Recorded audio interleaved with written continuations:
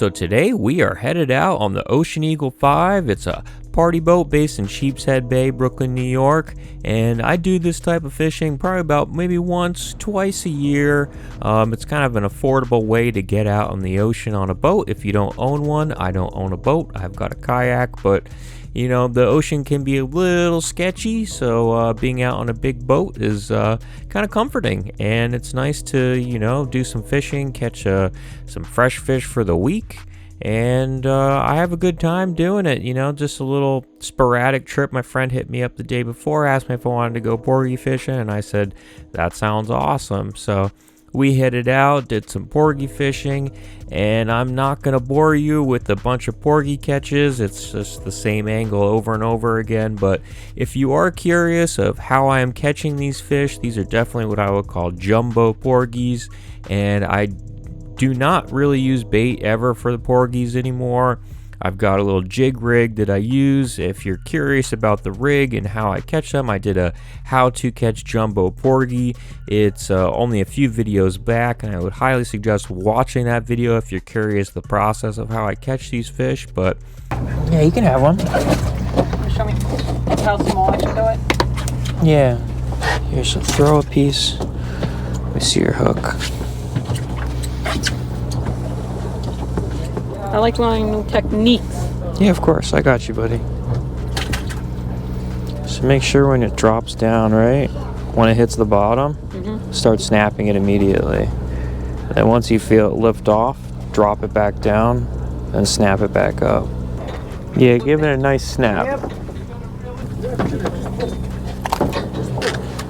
Thank you. Thank you for teaching me how to do it. You're welcome.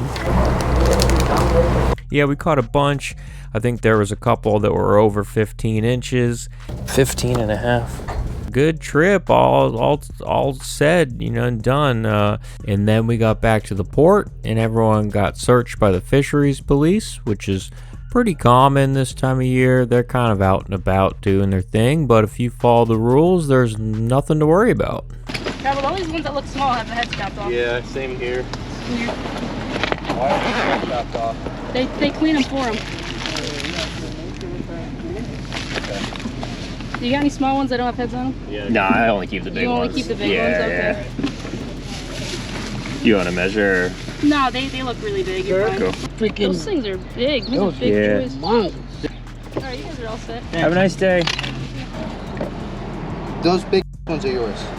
And then I went back to my place and made a little chopped cheese. So the chopped cheese is basically a Philly cheesesteak with lettuce, tomato, ketchup, and mayo. It's nothing special, but they are pretty good, and especially as like a late night meal, and very easy to make after a day of fishing.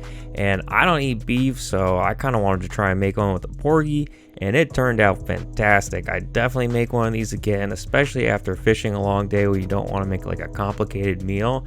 And it's super easy to make. All you gotta do is toss some oil in a pan, fry up your porgy, cut up a yellow onion, toss that in the pan, then mix the two up, a little chop, slice up a few tomatoes, some iceberg lettuce. Make sure that iceberg lettuce is nice and thin.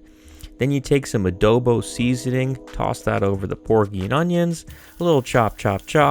Then you take your ketchup and your mayo, and I don't like mayo, so I use some leftover McDonald's buffalo sauce and put that on your hero bread. Make it nice and dirty. You know, you could toast your hero bread if you want to, but I used to live in Philly and I'm kind of against toasting bread for this style of sandwich. That's just my personal preference, but I feel like the more raw you make this sandwich, the better it's going to taste. You don't want it to be too fancy. But then you take your lettuce and your tomato, you layer that on your hero bread. You take your American cheese, a whole bunch of American cheese, the cheapest American cheese you can find at the grocery store. Put that over your porgy and your onions. Then once that's melted, you put that on your sandwich.